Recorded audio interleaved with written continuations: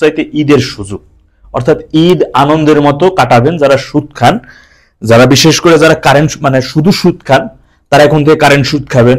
আর যে বেটা দুদিন কারেন্ট সুদ খাইতো সে স্যাটেলাইট সুদ খাবে, যে বেটা স্যাটেলাইট সুদ খাইতো ও কোনো জাহাজ মাহাজ একটা নাম ঠাম দিয়ে খাবে আর কি, ঠিক আছে।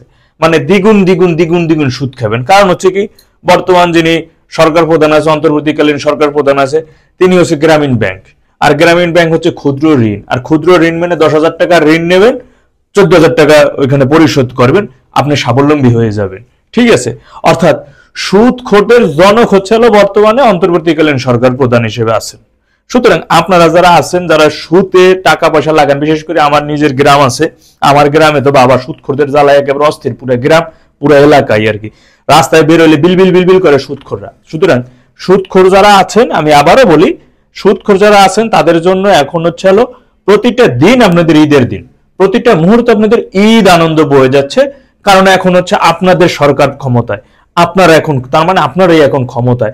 যার কাছে সুদের টাকা লাগবে না, যদি আপনার সুদের টাকা যদি পরিশোধ না করে, এই মুহূর্তে যদি আপনার সুদের টাকাও পরিশোধ না করে, ডেট আছে, সেই ডেট মোতাবেক ও আপনার সুদের টাকা পরিশোধ করে নেয়। সুতরাং একেবারে নির্দ্বিধায় হাসতে হাসতে ফালতে ফালতে একেবারে খুশির ঠেলায়, আগে তো আতালের গরু নিয়ে আসতেন, এখন আতালের গরু, ঘরের মধ্যে থাকা মেয়ে ছেলে, ঘরের মধ্যে থাকা অন্যান্য যে সকল সম্পদ যদি থাকে, ট্রাঙ্কে থাকা টাকা পয়সা, মানে বিলেই কুত্তা ময়ূর ছাগল কি বলে হাঁস মুরগি যা আছে, পুরো ঘর বাড়ি ফাঁকা বানাই ফেলাবেন, পুরো বাড়ি ফাঁকা বানাইয়া ওইখানে আপনার নামে একটা সাইনবোর্ড টানাই দেবেন যে এই বাড়ির মালিক অমুক সুদখোর, ঠিক আছে।